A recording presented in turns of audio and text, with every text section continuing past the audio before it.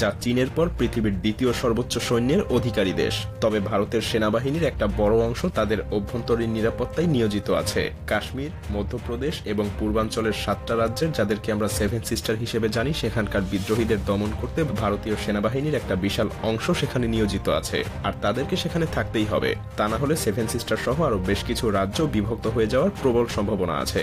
অন্যদিকে পাকিস্তানের সেনাবাহিনীর অ্যাক্টিভ রিজার্ভ সবকিছু মিলিয়ে সংখ্যা প্রায় 7 লাখের কাছাকাছি, যাদের একটা বড় অংশ সবসময় ভারতকে আক্রমণ করার সুযোগ খুঁজতে মুখিয়ে থাকে। আর এতে করে ভারতীয় সেনাবাহিনীর অন্ততপক্ষে 8 লাখ সৈন্য প্রয়োজন পাকিস্তান এবং নিজেদের অভ্যন্তরীণ সব সংকট মোকাবেলা করতেই। এখানেই শেষ না, ভারতকে অবশ্যই চীনের আগ্রাসন থেকে বাঁচার জন্য আরো 3 লক্ষ সেনাবাহিনী চীন ভারত সীমান্তে সবসময় মোতায়েন রাখতে হয়। কিন্তু অবশিষ্ট 2 লাখ সৈন্য নিয়ে ভারত যদি বাংলাদেশে আক্রমণ করতে চায়, তবে সেটা যেন ভারতের জন্য হবে নিজের পায়ে নিজের কুড়াল মারার মতো। কেন বলছি এই কথা? কারণ সামরিক বিশেষজ্ঞরা মনে করেন কোন দেশকে দখল করতে গেলে সেই দেশের শক্তির চাইতে 3 গুণ সৈন্য থাকা প্রয়োজন। মজার ব্যাপার হলো, আপনি যুদ্ধ বিমান দিয়ে শত্রুর দেশকে শুধু ধ্বংসই করতে পারবেন, কিন্তু দখলে নিতে গেলে অবশ্যই আপনাকে সেখানে মোতায়েন করতে হবে পদাতিক বাহিনী। আর তাই ভারতের 2 লাখ সৈন্য দিয়ে বাংলাদেশকে দখলে নেওয়া সম্ভব না, কারণ বাংলাদেশের সেনাবাহিনীর সংখ্যাও একেবারে কম না। আর তাই বলাই যায়, এই পরিস্থিতিতে ভারতীয় সেনাবাহিনীর জন্য বাংলাদেশকে আক্রমণ করা অসম্ভব হয়ে দাঁড়াবে। তবে এখানে চীন পাকিস্তান নিজেদের স্বার্থে ভারতকে সীমান্ত থেকে দূরে ব্যস্ত রাখতে বাংলাদেশকে অস্ত্র দিয়ে সহযোগিতা করার সম্ভাবনা অনেক বেশি, যা ভারতের জন্য কাল হয়ে দাঁড়াতে পারে। কিন্তু ভারতের সক্ষমতা কিন্তু এখানেই শেষ না, কারণ তাদের আছে পৃথিবীর অন্যতম আধুনিক এবং বিশাল শক্তির বিমান বাহিনী। তবে মজার ব্যাপার হলো, তাদের সেখানেও রয়েছে বেশ দুর্বলতা, কারণ তাদের পর্যাপ্ত যুদ্ধ বিমান আছে ঠিকই, কিন্তু লজিস্টিক সহযোগিতা করার সক্ষমতা অতটাও নেই। কারণ ভারতীয় বিমান বাহিনীর কাছে মাত্র 10টা হেভিওয়েট পরিবহন বিমান এবং 30টা মিডিয়াম ক্যাটাগরির লজিস্টিক বিমান রয়েছে। অথচ ভারতের মতো একটা বিশাল দেশের সৈন্য এবং রসদ মোতায়েন করতে এই কিছু ট্রান্সপোর্ট বিমান কোনোভাবেই যথেষ্ট হবে না। যেমন 2020 সালে চীনের সংঘর্ষের সময় ভারতের ট্রান্সপোর্ট ফ্লাইটের অভাব স্পষ্ট হয়ে উঠেছিল। বেশ কয়েক সপ্তাহ সময় লেগেছিল ভারতের সৈন্য এবং সরঞ্জাম মোতায়েন করতে।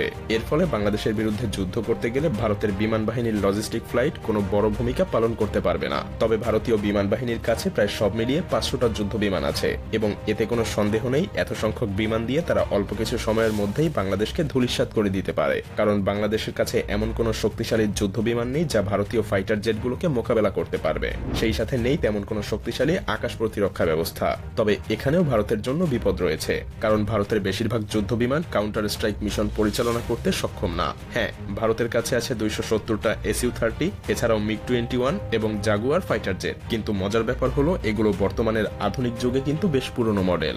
ভারতীয় বিমান বাহিনীর একমাত্র কার্যকরী অ্যাটাক মিশন বিমান হলো মিরাজ 2000 এবং ডাসাল্ট রাফায়েল যুদ্ধ বিমান, কিন্তু এদের সংখ্যাও প্রয়োজনের তুলনায় খুবই কম। তাছাড়াও ডাসাল্ট রাফায়েলের মতো যুদ্ধ বিমানগুলো কিন্তু বাংলাদেশে ব্যবহার করার মতো সুযোগ নেই, কারণ ভারতের কাছে মাত্র 36টা রাফায়েল ফাইটার জেট আছে, এবং এগুলো মূলত চীন এবং পাকিস্তানকে মোকাবেলা করার জন্য প্রতিনিয়তই ভারতকে প্রস্তুত রাখতে হয়। তাই বলাই যায়, ভারতীয় বিমান বাহিনীর জন্য বাংলাদেশে ব্যবহার করা যেতে পারে এমন যুদ্ধ বিমানের সংখ্যা খুব বেশি না। ভারতের বিমান বাহিনী একদিকে যুদ্ধ বিমানের সংকটে ভুগছে, অন্যদিকে পাকিস্তানের কাছে রয়েছে বিপুল সংখ্যক জেট এবং F-16 যুদ্ধ বিমান, যার সামনে ভারতীয় রাফায়েল যুদ্ধ বিমানও যথেষ্ট কার্যকরী হওয়ার সম্ভাবনা খুবই কম। এদিকে চীনের বিমান বাহিনীর তুলনায় ভারতের বিমান বাহিনীর সামরিক শক্তি অনেক পিছিয়ে, সুতরাং 40টা মিরাজ 2000 দিয়ে বাংলাদেশে আক্রমণ চালানো ভারতের জন্য অসম্ভব। ভারতের বিমান বাহিনী মাত্র কয়েকটা স্থানেই সাপোর্ট দিতে সক্ষম হবে, যা প্রয়োজনের তুলনায় একেবারেই কম। তাছাড়া গ্রাউন্ড স্ট্রাইক মিশনে ম্যানপেড সিস্টেমের কারণে নিয়মিত যুদ্ধ বিমান ধ্বংস হবে, যার ফলে ভারতীয় বিমান বাহিনীর শক্তি ধীরে ধীরে কমে যাবে। আর এটাও মনে রাখতে হবে, ধীরে ধীরে বাংলাদেশও পরিণত হবে যুদ্ধক্ষেত্রে, প্রাণ হারাতে থাকবে হাজার হাজার নিরীহ মানুষ। তবে এর মানে এই নয় যে বাংলাদেশের সামরিক শক্তি একদম পিছিয়ে আছে। এখানে বাংলাদেশও মিলিটারি শক্তির দিক থেকে যথেষ্ট শক্তিশালী একটা দেশ। তাছাড়া বাংলাদেশ সেনাবাহিনী প্রতিনিয়ত নতুন নতুন অস্ত্রশস্ত্র ক্রয়ের দিকে মনোযোগী হচ্ছে।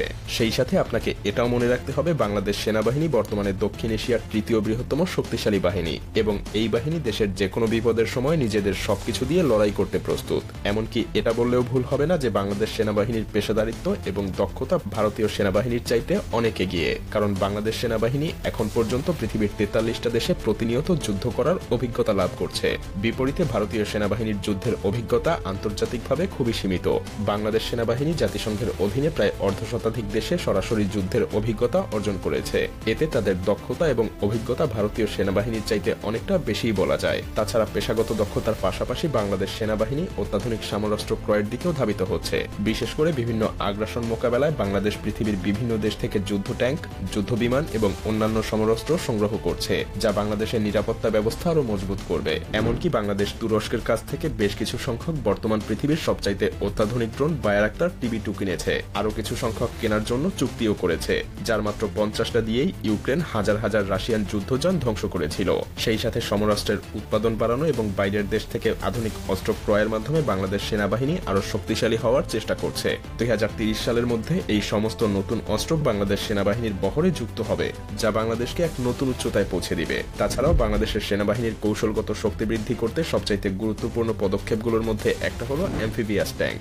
সম্প্রতি বাংলাদেশ চীন থেকে 54টা অত্যাধুনিক উভচর ট্যাঙ্ক অর্ডার করেছে, যা পানিতে এবং মাটিতে দুই জায়গাতেই বেশ কার্যকরীভাবে চলতে পারে। এই ট্যাঙ্কগুলো এমনভাবে তৈরি যা তীব্র স্রোতেও অনায়াসেই চলতে পারে। এগুলো বিশেষ ধরনের হামলা চালানোর জন্য অত্যন্ত কার্যকরী, যা বাংলাদেশের প্রতিরক্ষা শক্তি আরও মজবুত করবে। আর তাছাড়া চীন ভারতের কাছে এই ট্যাঙ্কগুলো বিক্রিও করবে না। তবে পরিশেষে আমাদেরকে একটা কথা মনে রাখতে হবে যে যুদ্ধ কখনো শান্তি বয়ে আনতে পারে না। কারণ ভারত যদি বাংলাদেশের উপরে আক্রমণ করে তবে হয়তো তারা দখল করতে পারবে না, তবে ধ্বংসস্তূপে পরিণত হতে পারে বাংলাদেশ। প্রাণ হারাবে হাজার হাজার লাখ লাখ মানুষ।